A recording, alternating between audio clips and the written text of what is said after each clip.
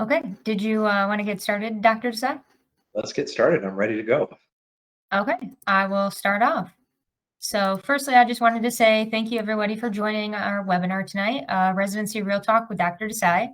If we haven't already met, my name is Alyssa Harlow, and I am the Director of Marketing here at MD2B Connect. I would also like to introduce our team members, which is our Vice President of Editorial Services, Dr. Ryan Downey, as well as our Director of Client Services, Mr. Dan Morris, and our two co-founders, Mr. Manish Savnis and Dr. Desai. So we are very excited to have you all here tonight. We have some very relevant topics to go over, which includes interviews, as well as some important things to remember for this month and the upcoming months. So I did want to mention that we welcome you to ask any questions throughout the webinar. We will set aside some time during the webinar as well as at the end to answer any questions that you guys may have. So feel free to drop a question anytime.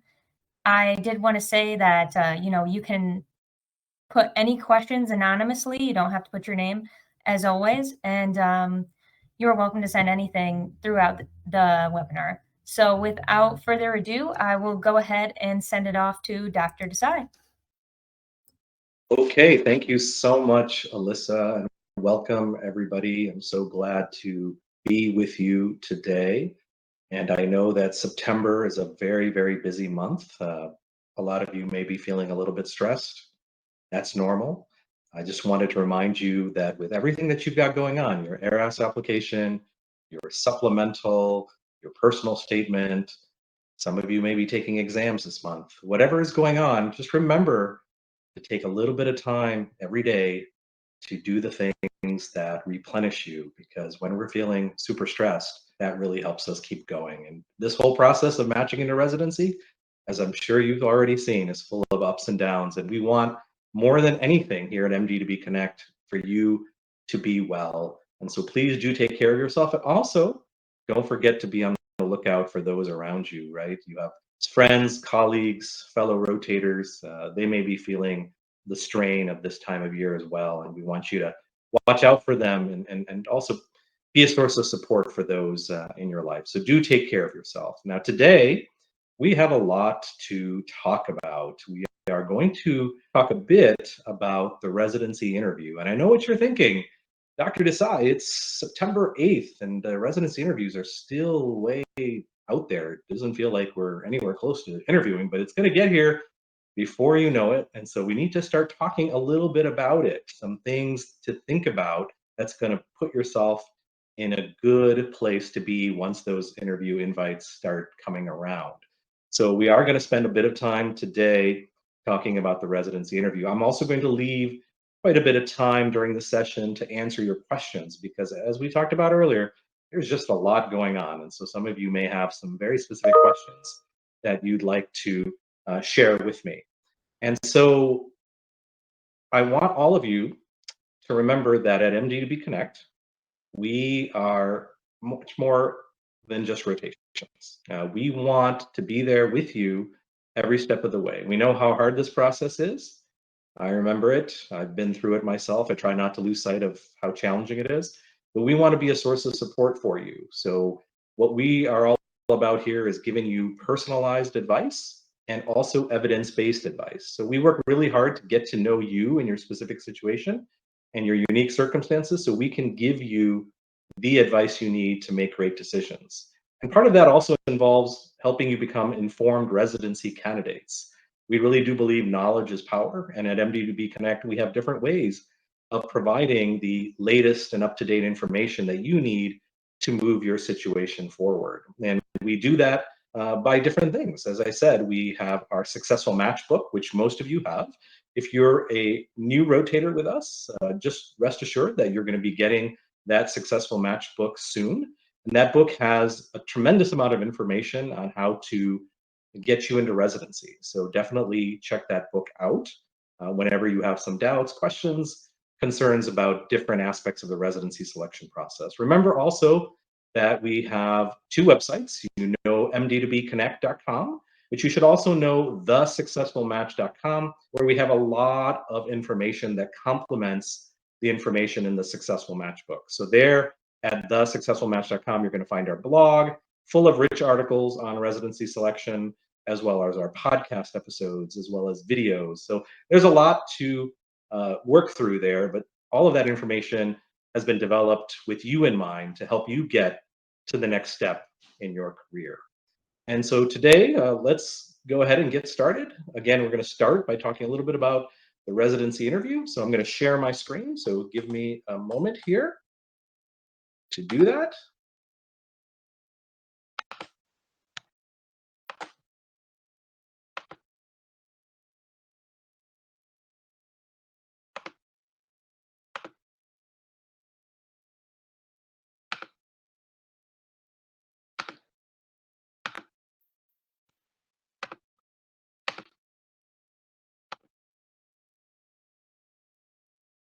Okay, Alyssa, do you see my screen?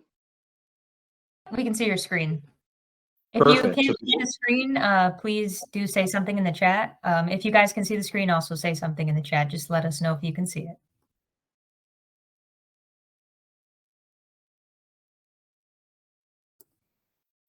Okay, looks like everybody can see it. So if you want to go ahead and get started, that would be great. Okay, so we are here, September 8th, 2022. Let's start by talking about what we should be working on. Of course, right now, front and center is the ARAS supplemental application, because we are now down to about 1 week before we have to complete that. Some of you may have finished that already. If you have, congratulations. If you haven't, that's fine. There's still a lot of time. But remember, this supplemental application is an important part of this process. It's a relatively new part of the process. And as you have found out, there are three major sections. So we have program signaling, we have your geographical preferences, and of course, we have your meaningful experiences. And the supplemental application was designed to help programs understand more about you and your motivations, your goals, and how they align with that particular program. So it is something that we know from last year's data is heavily used.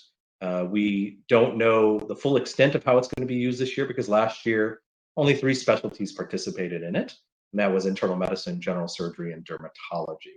So this year, the supplemental has been expanded to 16 specialties, and so do take care with completing that section. If you're wondering about program signaling, which I consider to be the most important part of the ARAS supplemental application, please know that we devoted most of a webinar in June to program signaling. So we had quite a bit to say, so you can access that webinar on our MD2B Connect YouTube channel. Or remember, June is when we did that. So please check that out.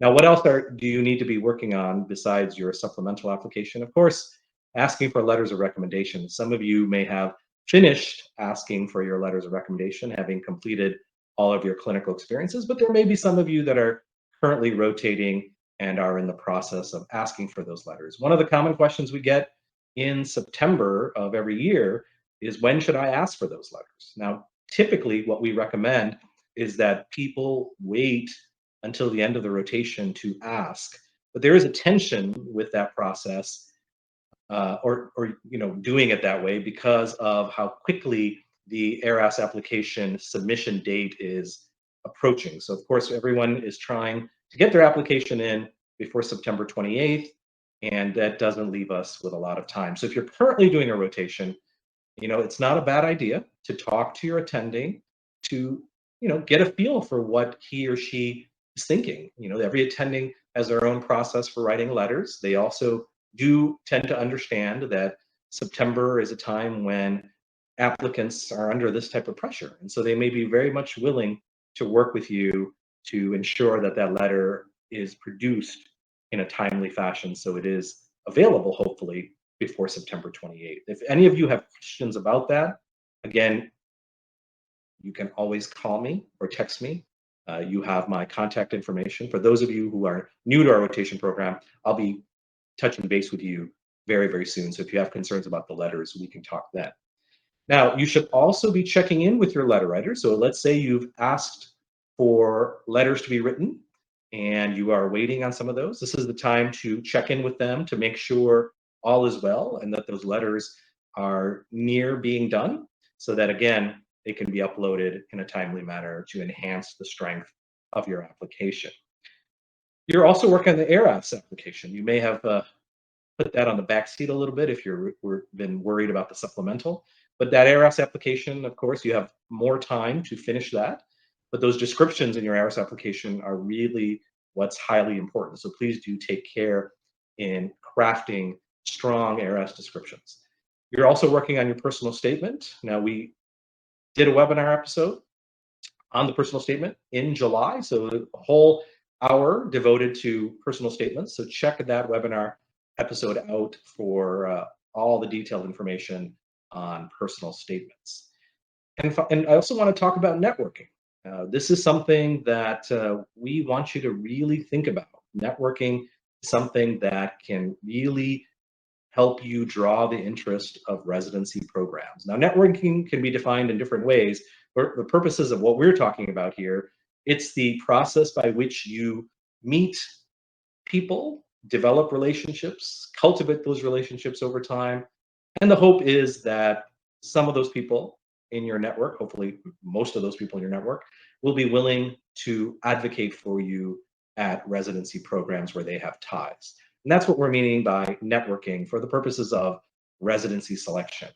And networking can have a very powerful effect. And the reason why I'm such a strong proponent of networking is because I've seen it in action over my 25-year career.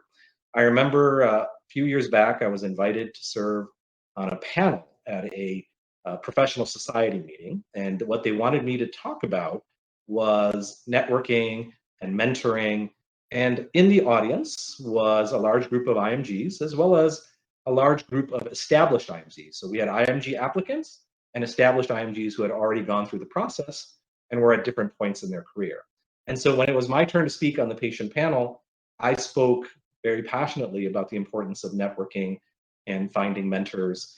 And something really struck a chord with the audience members who were established physicians, because we had a number of hands that were raised and people who stood up and talked about people in their network 10 years ago, 15 years ago, 20 years ago that they met that really went above and beyond to help them get to where they want to be.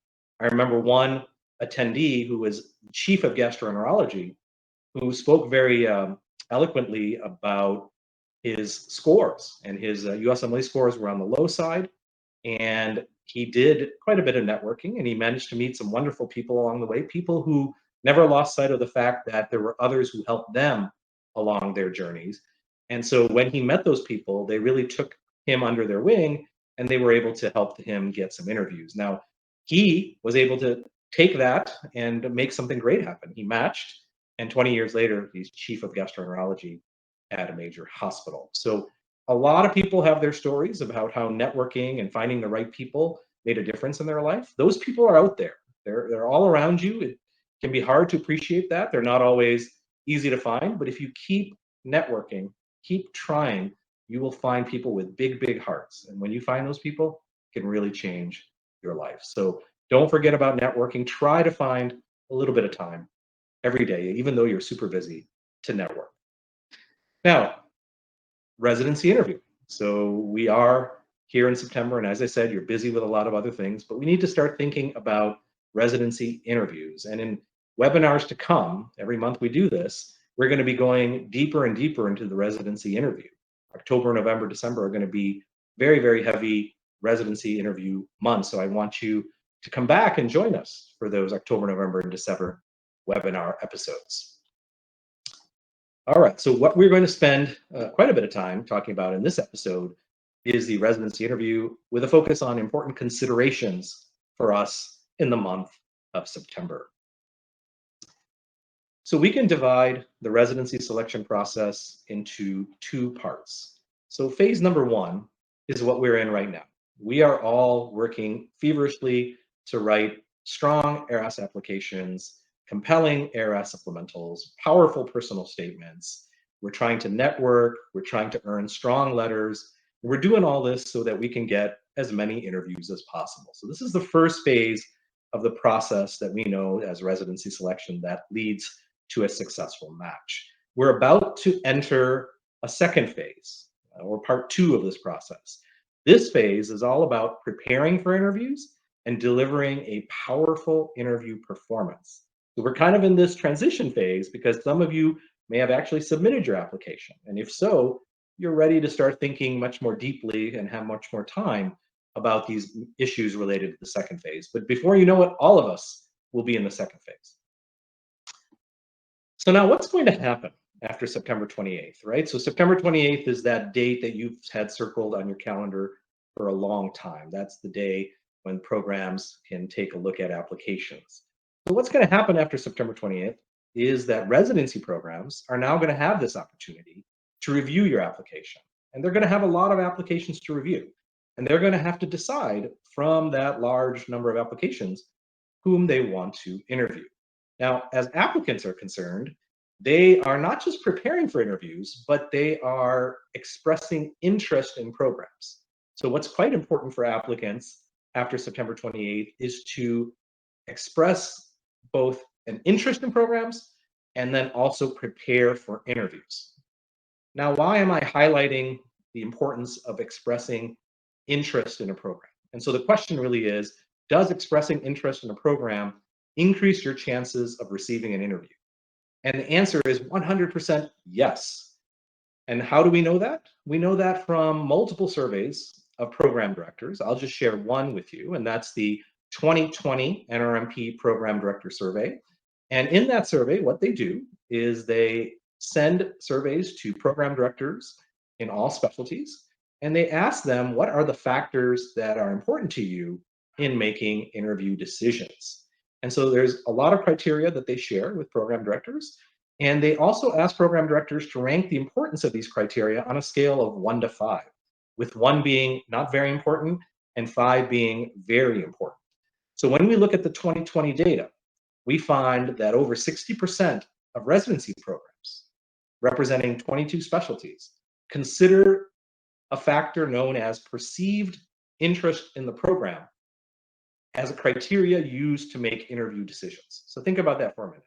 60% of programs are looking at some marker of your interest in that program and factoring that into their interview invitation decision making. Now, when we look closely at the numbers, we find that this factor has a mean importance rating of 4.2. Again, that's on a scale of 1 to 5, with 1 being not very important and 5 being very important. For a moment, I want you to also think about how that compares to other criteria that we have ingrained in our mind as super important in this whole process. We all know that USMLE Step 2 is really important. We all know that letters of recommendation written by attendings in your specialty of choice are very, very important. And those have a mean importance rating of 4.0 and 4.3 respectively. So you can see that the mean importance ratings are very, very similar between these criteria that we're always thinking about and worrying about and perceived interest in the program. Now, the percentage of programs that are going to factor in Step 2 and LORs is higher.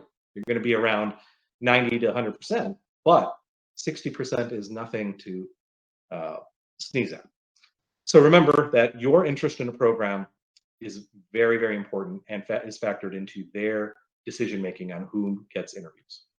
So now the question becomes, how can you express your interest in a residency program?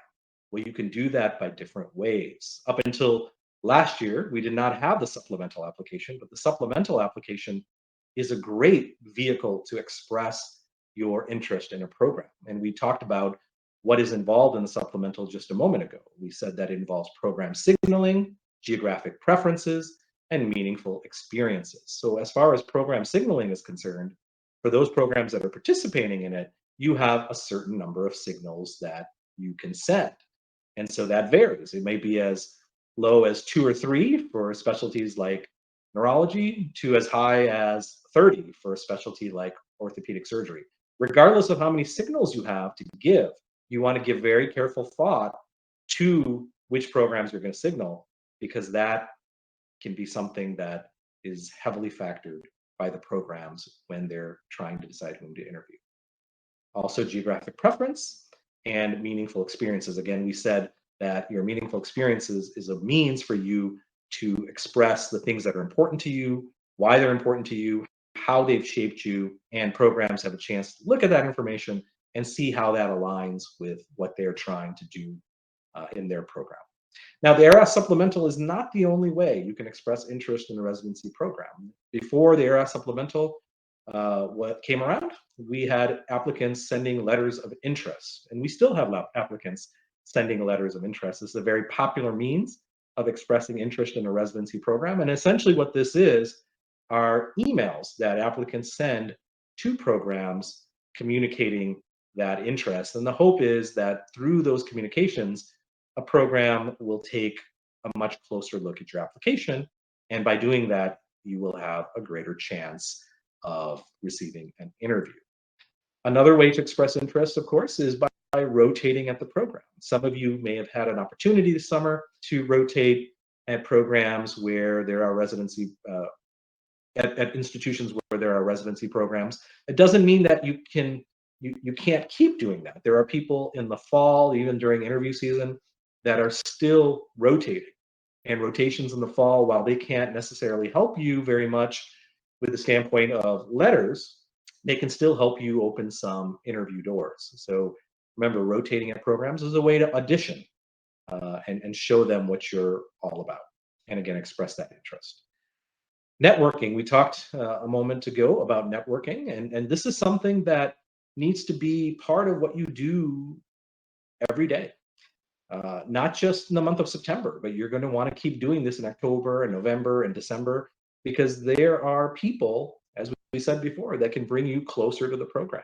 They can be alumni of the residency program. They can be staff members at the hospital. They can be doctors working in the community where that hospital is located. They can be current residents. They can be a social worker who knows the program leadership. They can be a nurse. The list is endless. It's just about getting to know people who give you information about the program, will get to know you, and through that process, may be willing to put in a good word for you with the program director. So remember to keep networking, because that's a great way to express your interest. And what you're trying to do is hopefully get them to the point where they're willing to send an email on your behalf to the PD, bringing your residency application to their attention. Another way to express interest is by going to conferences and meetings. There are a lot of meetings that are taking place all over the country. There are certain major meetings for every specialty, some of which take place in the fall. And those venues can be a great way to meet key decision makers. And so please be on the lookout for opportunities to attend conferences and meetings where you can do additional networking. Let's talk about when our interview offers given. So this varies considerably. It varies from specialty to specialty. Even within a specialty, there's tremendous variability in how long it takes for interview offers to go out. Programs in that same specialty may have very, very different practices. So the timing of when interview offers are released differs considerably. However, we do have some data. And again, this is data from the 2020 NRMP Program Director Survey. And obviously quite a bit has happened since that survey. We didn't even know anything about the pandemic, basically at that point. So some of this data may have changed, but from what we know from the 2020 NRMP Program Director Survey, 18% of interview offers were given before October 1st. Now, at that point in time, the application date, the date at which program directors could look at applications, was September 15th. So this year, of course, it's September 28th. And so I'm not expecting 18% of interview offers to occur this year before October 1st. Take a look at October. 47% of invites went out in October. So October is a big, big month. 22% went out in November, 10% in December, and 4% in January. So as you look at December and January, you see these numbers start to fall, but there's still a significant chance of getting interviews in these later months. And I've met a lot of people who have gotten interview offers in the months of December and January and matched at those places. So just because you get a late interview offer somewhere doesn't mean that they're not serious about you. You can absolutely make something great happen with interviews in December and January. Now, when are interviews conducted? So we just got through talking about when are interviews offered. So interviews are conducted through the months of October through January, some in February, in the early part of February, but a small percentage occur in October, 15%, a larger percentage in the months of November and December. The smaller percentage that you see in October has to do with the time needed for programs to process these applications. There's a review time, right, that we were talking about before that varies from program to program. And then, of course, as you get into the months of November and December, that's when the bulk of interviews are being done. And then you can see that a sizable percentage are also being conducted in January. Now, what are some tips for scheduling residency interviews? So you may get an offer in October, right? And that offer that you get from a program, they may give you multiple dates to choose from. Some of those dates may be October interview dates. Some of them might be in November. Maybe others are in December. I'm a big proponent of not taking interviews in October if you can help it. The reason I say that is it takes time to be a strong interviewee. And so since it takes time, if you're going all the way to September 28th with your application work, as many of us are, then if you take something in early October, it doesn't give you a lot of turnaround time to really prepare for that interview. So that's why I advocate doing interviews later. If you're going to do them in October, aim to do them in the later part of October, just so that you can give yourself the time that you deserve. Now, interviewing in November, December, January obviously allows enough time for prep to occur. Now, the one thing that I will tell you is that there's going to be some lag time between when you submit your application and when you hear about interviews. We don't know what that lag time is going to be. So as soon as you've submitted your application, your next step is to start preparing for interviews because you want to use that time wisely. And so you want to hit the ground running right after you submit, because I've also seen some situations where people have gotten interview invitations for early October when they haven't been given a lot of choices for later interview dates. So you could be in the situation that you have no choice but to take an early October interview. And so again, remember, start preparing for interviews as soon as you can. Now, I'm a big proponent of scheduling your interviews at your most coveted programs later in the season. And the reason for that is you're going to be a better interviewee as the season moves forward. After you've had interviews at other programs, you're going to get into a comfort zone. Your confidence is going to have been built up, and then you're going to be ready to really put your best foot forward at those programs that you really covet. So try as hard as you can to schedule those interviews for later in the season. Now, I want to share with you some shocking statistics. I wish I didn't have to share this with you, but it does deserve our attention so that we can plan accordingly. So these shocking statistics have to do with scheduling interviews. It seems straightforward, right? You get an interview invite, you get really, really excited, you accept the offer, and then you have the interview, right? But unfortunately, it's not as straightforward as that sounds or seems. So in one study, about 20% of applicants reported missing the opportunity to interview at a program because they did not have adequate time to respond to an invitation. In other words, they took too long to respond and the offers were filled by other applicants. About that for a minute, 20%, right? That's a frighteningly large number. In another report, students were unable to schedule interviews at programs where they had received offers, even when they responded to those offers within minutes. That to me is even more shocking. Here you are looking at your phone, you get an email.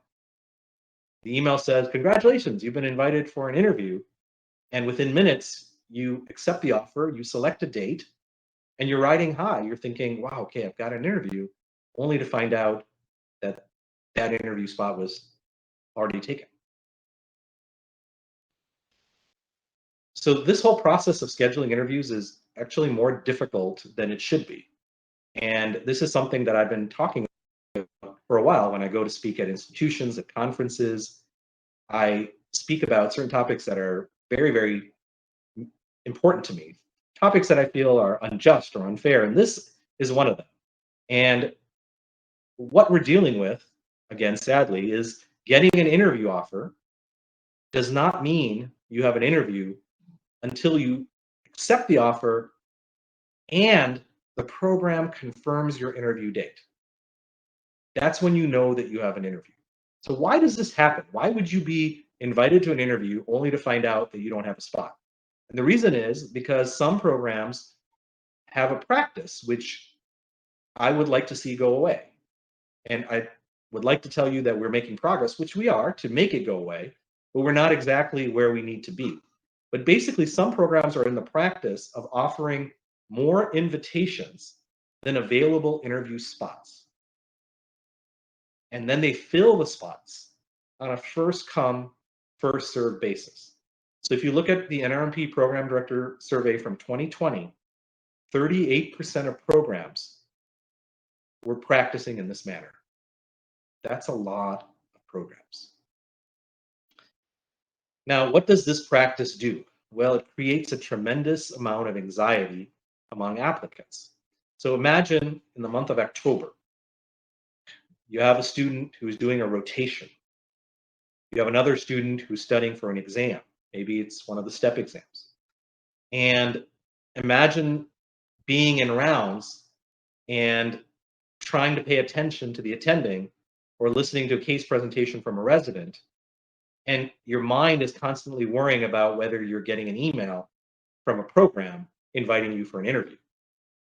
And you're worried that if you don't respond right away, that spot is going to be taken by other applicants who are more readily able to respond. Imagine if you're someone studying for an exam where you need complete focus on your exam. And imagine that you can't have that complete focus because you have to constantly check your phone because you're worried that if you don't, you're going to lose out on an interview spot. So this practice needs to change. It is changing, but it's not quite where it needs to be yet.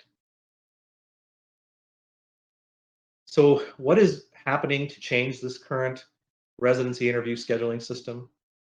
So historically, there's been little transparency on program websites about when interviews are offered or conducted. But as I said, this is getting better. So if you look at some of these websites, you're starting to see language that sounds something like this. Interview offers will be released on this date. You're also starting to see language on program websites which say interview dates for our program will take place on the following dates. That's an example of what I'm talking about, transparency. We didn't have that really at all until relatively recently in these application cycles that we've gone through. So that's a step in the right direction. Now, some specialties have created what is called a uniform interview release date. In other words, they release their interviews on the same day. And then what generally happens is they give applicants some period of time, let's say 48 hours, 72 hours, to think about all the invitations and to see, which ones you want to accept. And so during that 48 to 72 hours, nobody can accept interviews. And then you have a deadline and you submit it by that point. And that way it ends up being a more fair and equitable process. So how much time are you going to be given to respond to an interview invitation? We just got through saying there's some shocking statistics out there, but it does vary from program to program. This, again, is 2020 data, so some change may have occurred as we've gone through the pandemic.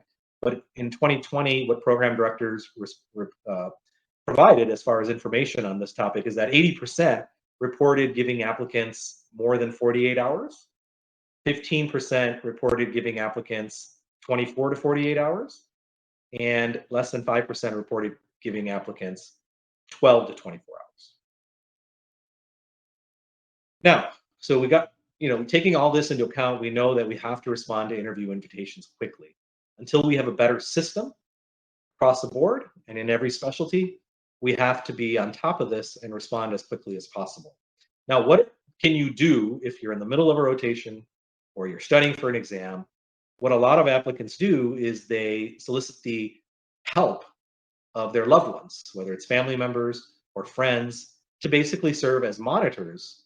And these people are checking the emails frequently to see if there's an interview invite, and then either reaching out to the applicant or the applicant has given them the power to make decisions on their behalf. Again, to avoid the unfortunate situation of not getting the spot that you've been invited for. So you have to think about if you want to utilize the strategy. I wish you didn't have to, but it's something that deserves a lot of thought on how you're going to handle.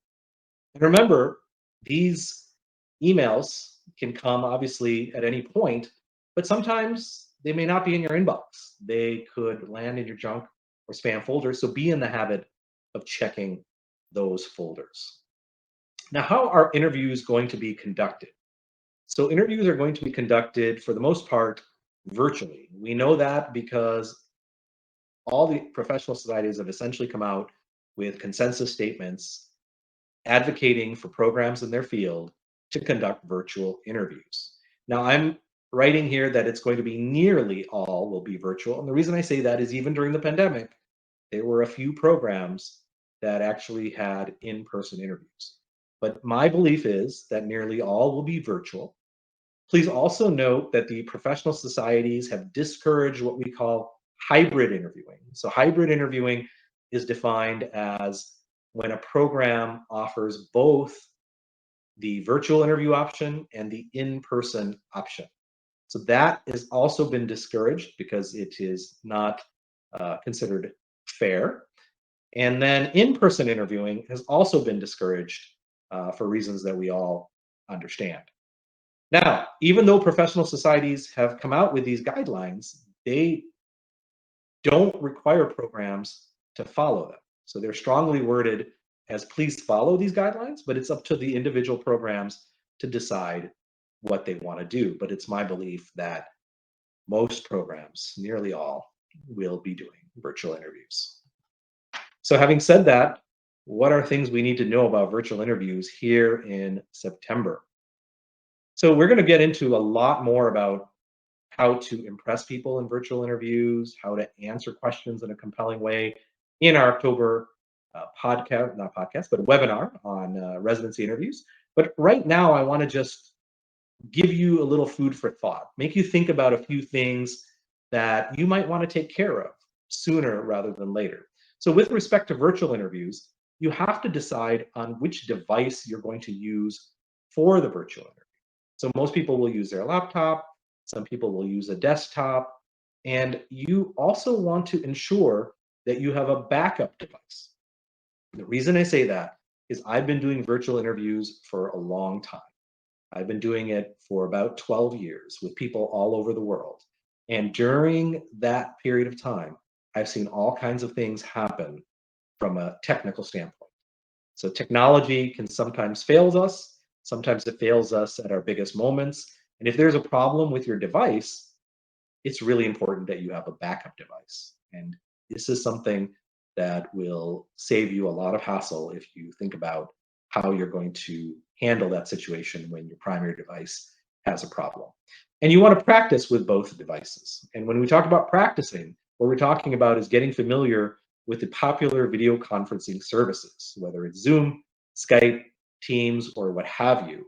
Now, I find that a lot of people don't spend time getting comfortable with these things. And there's a lot of ways to get comfortable with these services. There's a lot of tutorials, a lot of videos, a lot of practice that you can do. I would highly recommend that you do it.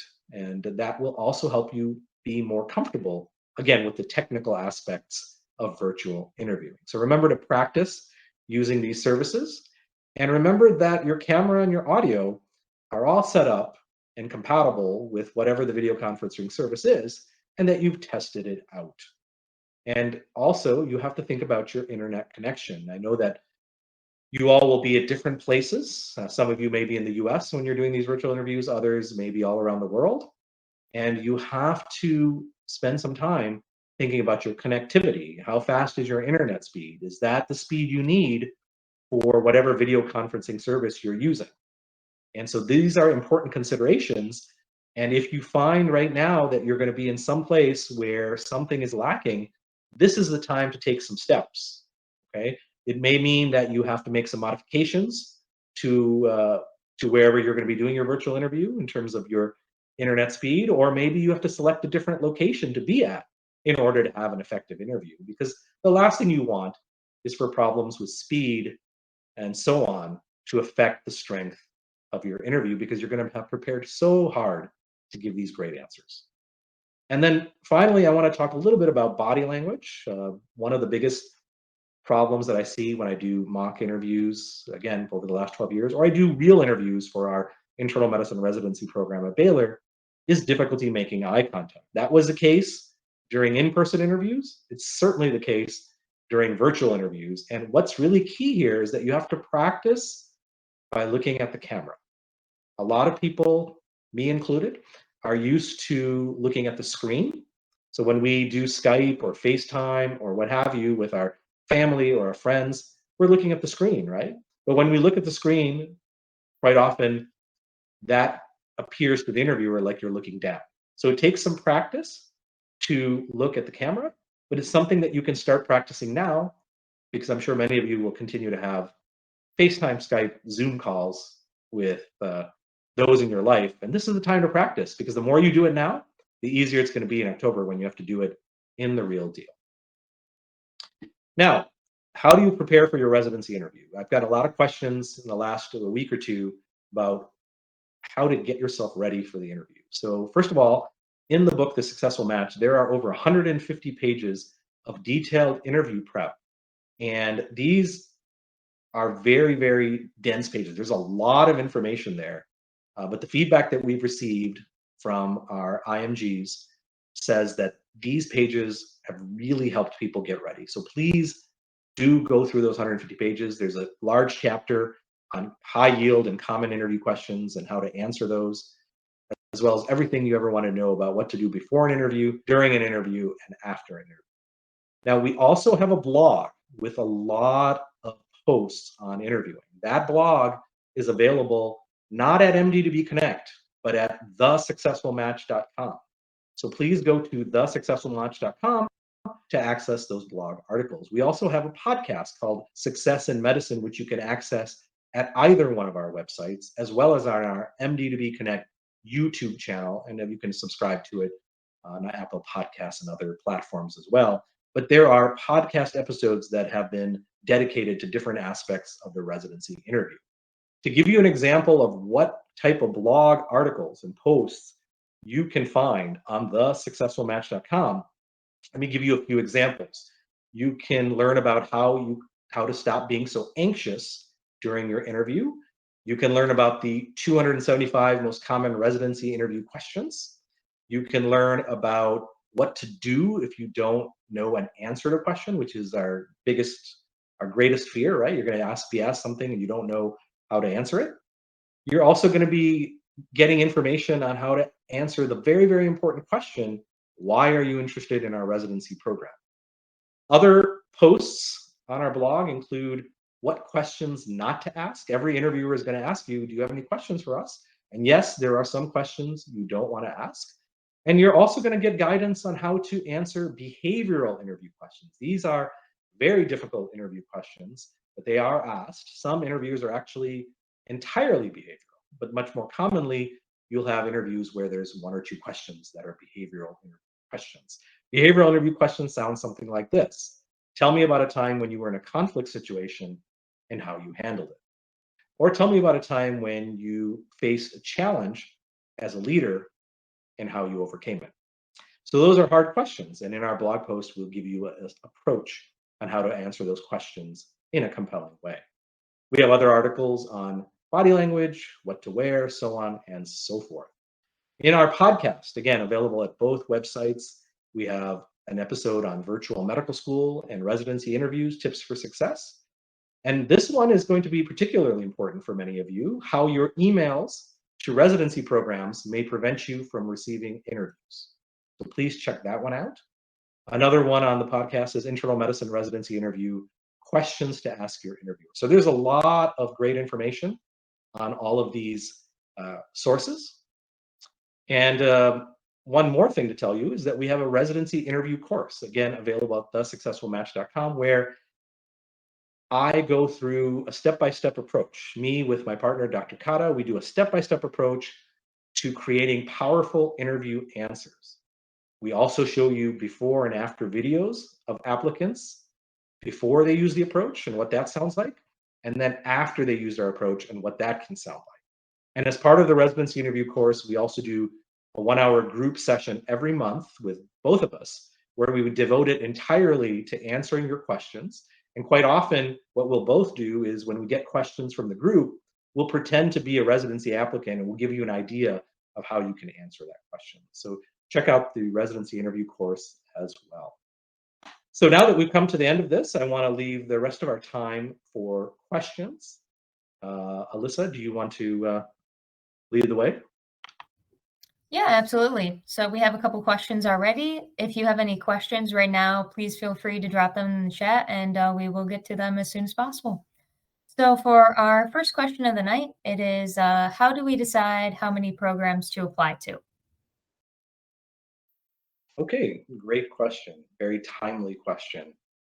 So the best way to determine how many programs to apply to is to consider your profile and then research all the programs to see how your profile matches with the criteria that the programs provide.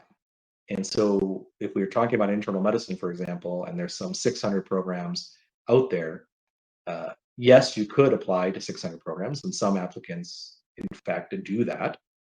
But of course, that comes at quite a great expense. And so you can be much more targeted by looking at the program websites, looking at other sites like Frida and Residency Explorer to narrow that very large group into a smaller number of programs where you are going to have a better shot. And so it's about your profile and their criteria, and it's also about their level of IMG friendliness, right? Programs differ on how IMG friendly they are, and that's something that you're trying to ascertain. And Alyssa, do you want to talk a little bit about our IMG friendly programs on our Yeah, website? absolutely. Actually, I'm going to send it in the chat right now, but we do have an IMG friendly residency programs tool on our website that we created. So if you're interested, we do have multiple specialties on there for you to look at. We include information such as the percentage of IMGs in the program, as well as if the step scores are required, any US clinical experience required, visas that they offer, or any type of graduation year cutoff. So I highly advise looking at that if you're interested. I will send it in the chat now for you. So did you want me to move on to the next question, Dr. Desai? Yeah, that sounds great. Okay. So for our next question, we have what is the best time to send an email expressing interest? Okay, so great question. So in a perfect world, we would know when to send that email of interest because the program would be transparent with us. So if we went to a website and the program said, we won't be offering interview invitations until 2 weeks into October, then we would know something very, very important. And that is if we sent an email of interest or a letter of interest, we would want it to reach them before they make those interview decisions. But quite often, we're not going to know the internal practices of those programs. And so, what I generally tell people is as soon as you submit your application, or even concurrently while you're working on your application, you can start working on developing your emails of interest because they take time to do. If they're done properly, they take quite a bit of time. And so after you apply on September 28th or before September 28th, the question then becomes what's the right time to send those emails of interest? And so since quite a few programs send those interview offers in October, I'm an advocate of getting those emails of interest out to those programs in October. Now, I don't necessarily advocate doing it the next day. So September 28th is the first day that programs can look at your application. You don't necessarily have to have them all ready to go on the first day, but if you can do that and get those out there in 10 to 14 days, after uh, September 28th, you're doing pretty well. Now, that doesn't mean you can't keep sending emails of interest later because it's a big job. Okay, so you're trying to do the best that you can. You want to do it well, but there's a lot of programs, right? The reality of the situation, there's a lot of programs out there. So it's a big job, and you're doing that while you're doing interview prep. So there's a lot to do there, but try to do your best and try to get them out there in as many as you can in October. And we also have a very similar question to that, which is how and when should I write slash send a letter of interest? So I think we covered the when part. Now, let me just take a step back, because before you send a letter of interest, you also have to know if that program feels a certain way about receiving a letter of interest. Some programs on their website will indicate that they don't want to receive that type of correspondence. If that's there, you want to respect their wishes. You certainly wouldn't want to send them a letter of interest, not knowing that was the case, because that could be viewed very negatively, right, by that program. That can happen when you're relying heavily on Residency Explorer or Frida, and not paying attention to their website. So you want to visit the program website before you send that off. So that is very, very important. Now, how to send those? So that's a big topic. But what you're trying to do is you're trying to send the email to the program director or the program coordinator. Either one really is fine, because both the program director and the coordinator are attached at the hip during this process. Okay, so if you can't find the program director's email, it's okay to send your email to the program coordinator. They're going to share these communications. On top of it, what's most important is what you put in that email of interest. So that is where you want some very, very specific information about why you're interested in that program. Too often, these emails feel very generic, and it feels like that email could have been sent to any program. So that's why it's hard to do those emails, because if you're really going to try to individualize it, it takes a lot of work. But if you can individualize it, the payoff is really big.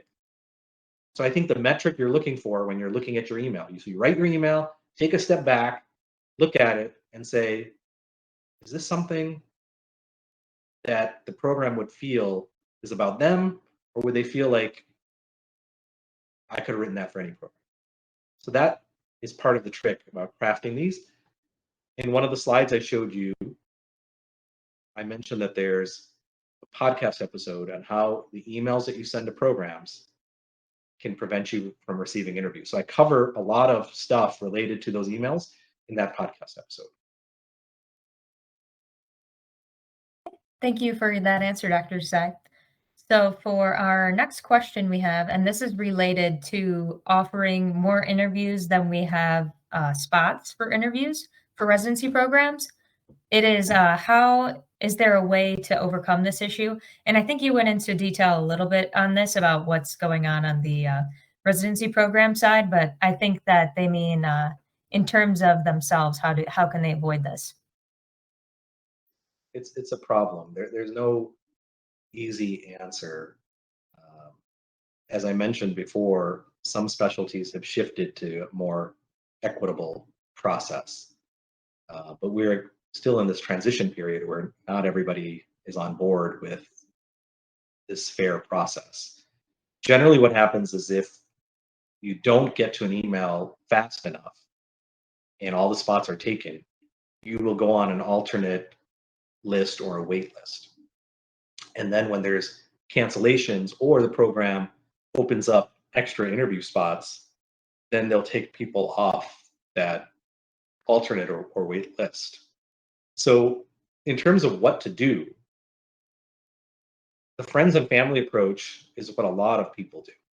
And it has served a lot of people well. That means you have to bring into your confidence some people that you trust, and some people that you think can make good decisions on your behalf, but you also have to kind of spell it out to them on what they can and can't do, especially if you're not going to be available. If you're going to be available, that's fine. They can monitor your email. Let's say you have to study for step 3, you can have other people monitor your email, and then they can easily reach you in your step 3. What becomes harder is if you're doing a rotation, or things like that. So you just have to think about who you can use in your life to help you with this. Yeah, I think that's a very good point. It's a very unfortunate issue, but there's definitely some people out there that may be able to help you with that. So, on to our next question. This person is asking if scheduling an interview date late in the interview season can affect their application. Another great question. So lots of studies have looked at interview date and your chances of matching. And what we know from this large body of evidence is when you interview has no effect on matching. So if you want to take something in January, it's perfectly fine to do that. Um, One downside of doing things in January, especially if you're doing a lot of interviews, if you're in that fortunate situation where you have lots of interviews, is sometimes you can get a bit fatigued and tired of kind of going through the same process again and again. That was much more common when we were doing in-person interviews because people had to travel all over the place and it got tiring to be on the road all the time. But even with virtual interviews, it can be tiring as well. Again, if you're in that situation where you have a lot of interviews. But to answer your question, there's no data that says people who interview in this month or that month fare better or worse. So you can feel comfortable selecting whatever interview dates you feel are right for you. Okay. Thank you for that answer, Dr. Desai. So, for our next question, this person is asking, what should we reply to the question, why do you want to work in our program? And how do you gather inside information on it? Right. So why do you want to be a resident in our program? Arguably the most important, if not in the top 3 or 4 most important questions you're going to be asked. And you have to be ready for this at every program you go to. So how do you craft a strong answer? So first of all, there's a blog post on this exact question. So I would encourage all of you to read that post. But how do you develop a compelling answer? It has to do, number one, with the level of research that you've done about the program. Most applicants, when they are researching programs, they're looking at a couple of web pages. Most of these websites, as I'm sure you've seen, not very extensive. They're a few pages, and that's it. But those pages are housed on a much larger part of the website, which is the departmental website. So, for example, if you're applying for internal medicine residency, you have the residency program website, but it's part of the Department of Medicine website. So, there's a lot more information about the department on that website, but fewer applicants will take the time to go exhaustively through the whole departmental website. Now, there's also other sections of the website that are full of gold. What I mean by that is there are great nuggets of information that you can use in your interview, but you will never know it if you only stay on the program website. A great place to visit on every website is the news section of the hospital or the medical school that's attached to that residency program. Because quite often the institution will feature the things that they're most proud about in different departments on the news section.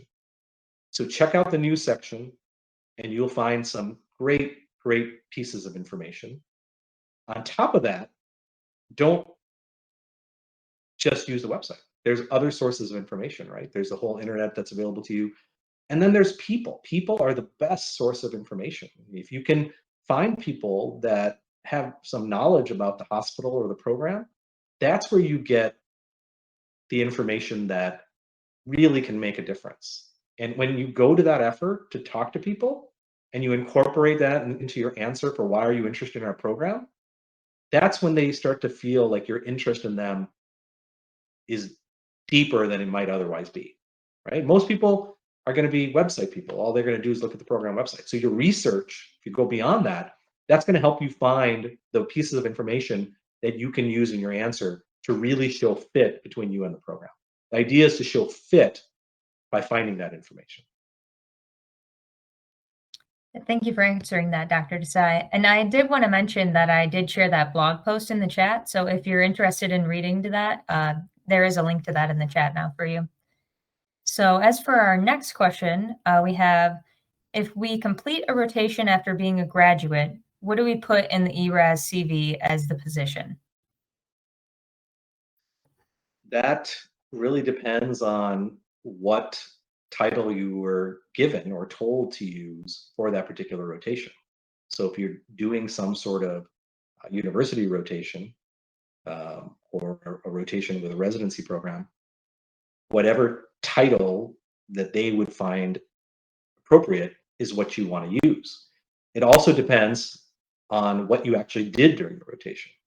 So if you were purely shadowing, you may want to indicate that you were a clinical observer. If you were doing hands-on work, you might want to indicate that you were an extern. So some of those things come into play when deciding what your position title should be. If anybody has a question related to any rotations in our program, or for that matter, any rotations that you've done, you have my number, so you can always text me, or when we talk, you can bring that up. I'm happy to answer that question as it pertains to your particular rotation. Okay. On to our next question. We have, what are the components of LOI that, according to you, are important to get interviews? Right. So there are different things. First of all, you remember it's about fit, right? So whatever you have at your disposal that shows fit between you and the program, that's what you want to incorporate into your email. In general, you want to start the email with something very specific about the program that resonates with you because of your own background and your interests. That's a great way to start to show that fit.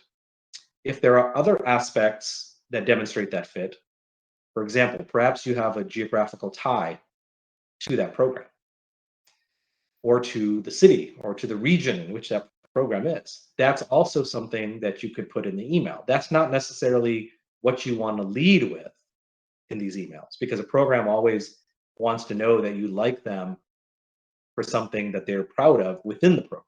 But geography matters to programs, as evidenced by the fact that geographical preferences are one of the 3 areas that you see on the ERA supplemental. So these are some things that you want to consider when you're crafting the content of your emails of interest. Okay.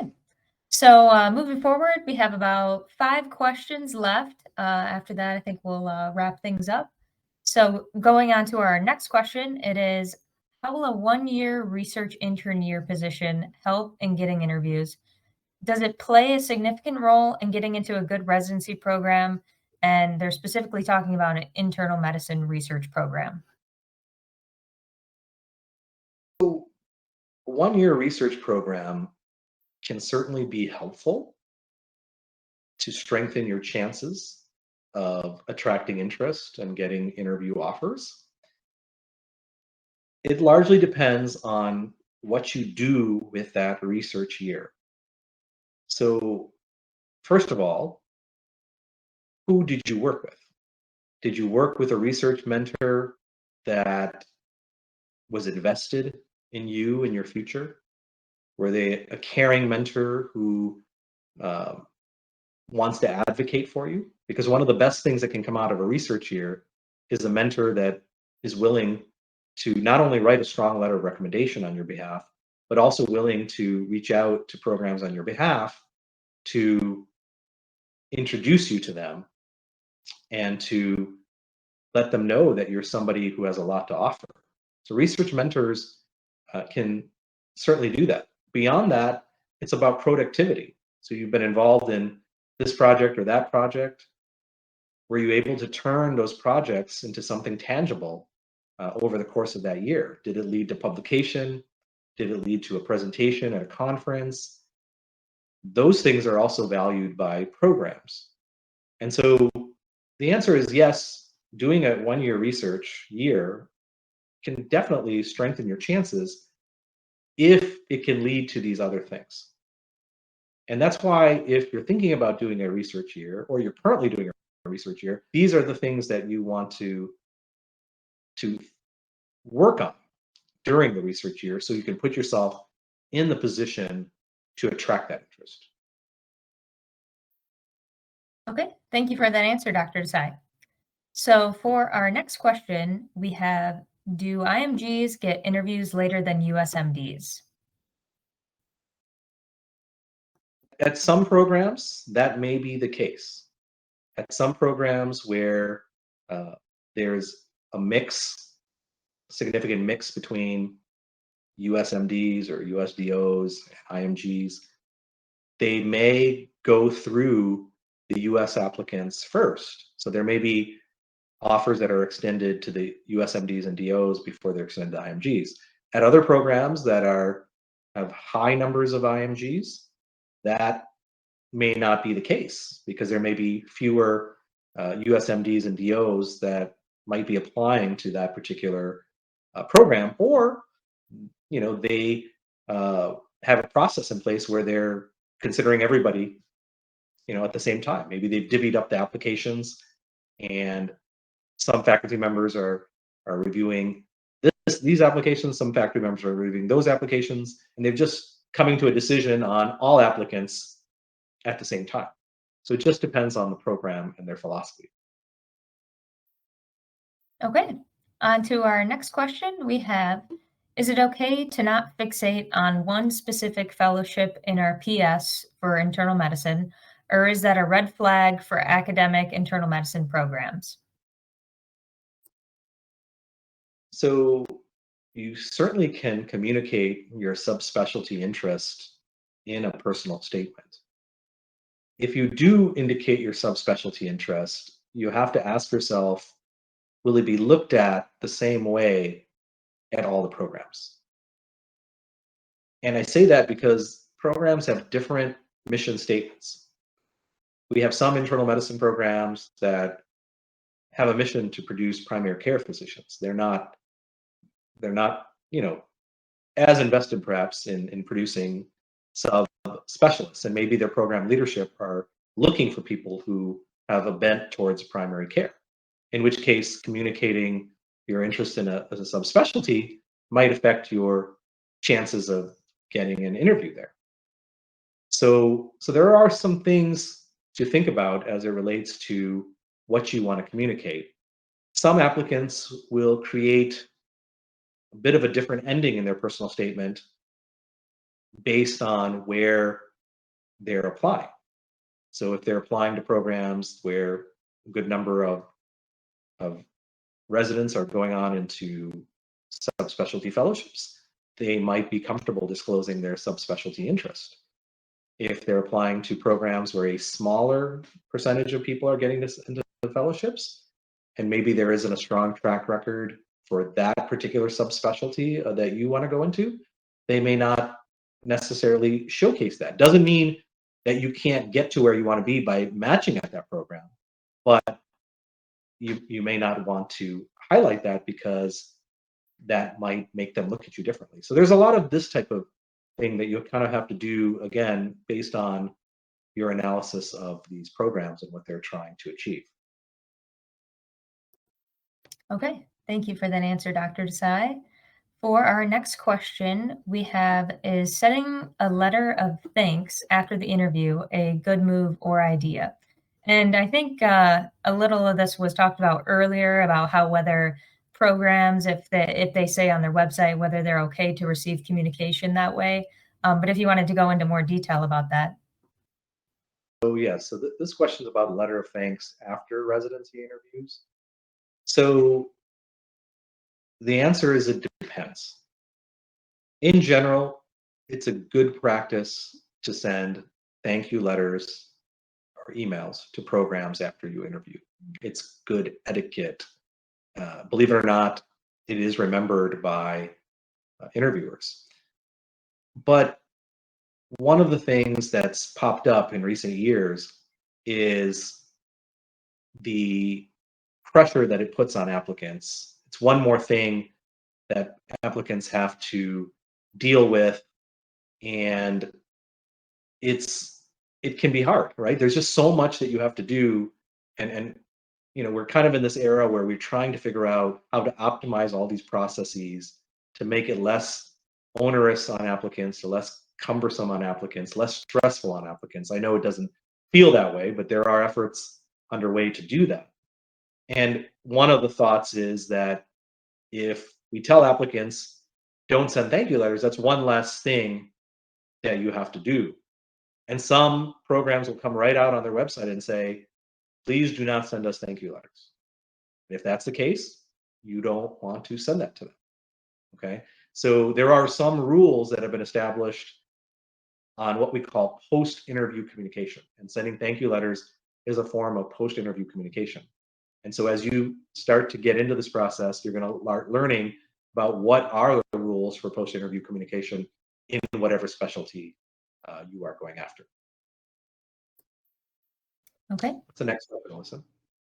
Our next question is actually about writing your own letter of recommendation. So the question is, how should I approach writing LORs for myself if the attending I'm rotating under asks me to?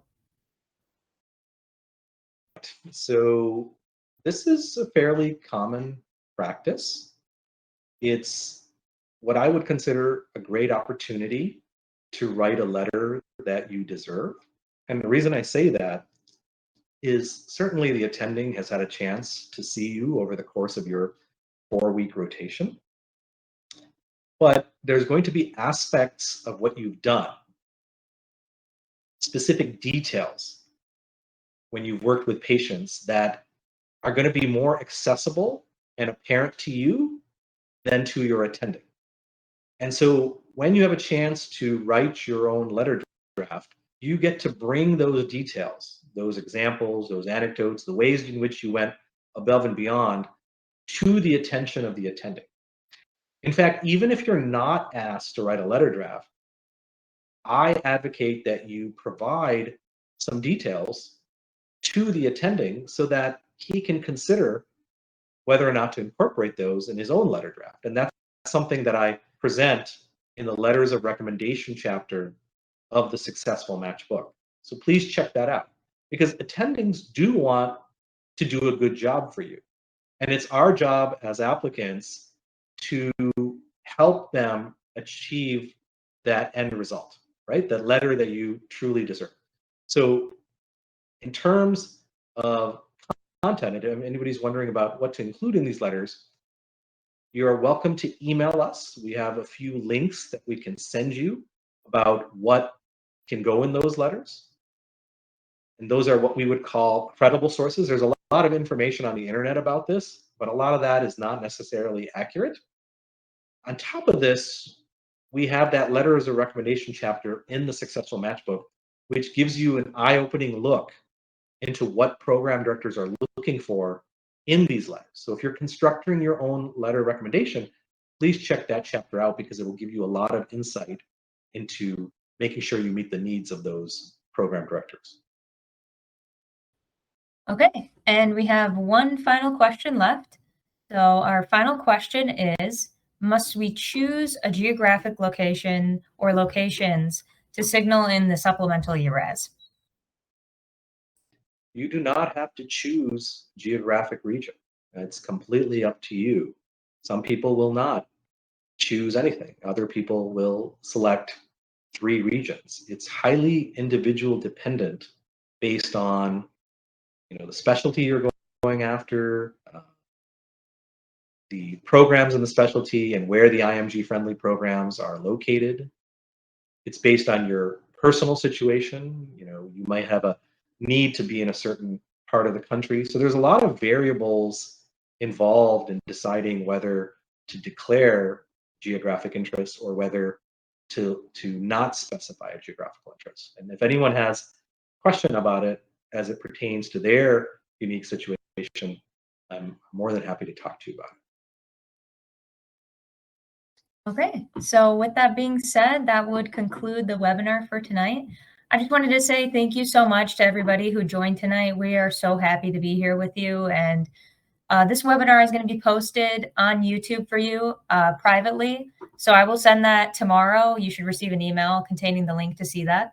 I just wanted to say that we really are your family here at MD2B Connect, and we truly care about your success. So if you guys need anything during this time, we understand how stressful this time is for you, and we want to be that support system for you. So please reach out. Do not hesitate. We are truly here for you, and we care. So thank you so much for being here. And Dr. Desai, did you want to say anything? No, I wanted to second everything that Alyssa just said. As she mentioned, you are part of our MD2B Connect family. So as I said earlier, this is not just about doing a rotation. We really do care for you. We want to hear how you're doing. If you need to reach out for anything, you can reach out to any one of us. And we just want all the best for you. So we're rooting for you every step of the way. Absolutely. And also, if you guys have anything that you'd like to hear in upcoming webinars, we'd be thrilled if you guys would send us an email about things that you'd like to hear about. We would be happy to discuss that for you. So that is all from me. So without further ado, I will give a send off to everybody. And thank you so much. And we hope you guys have a great night and a great weekend. Bye, everybody. Have a great night. Bye, everybody. Thank you.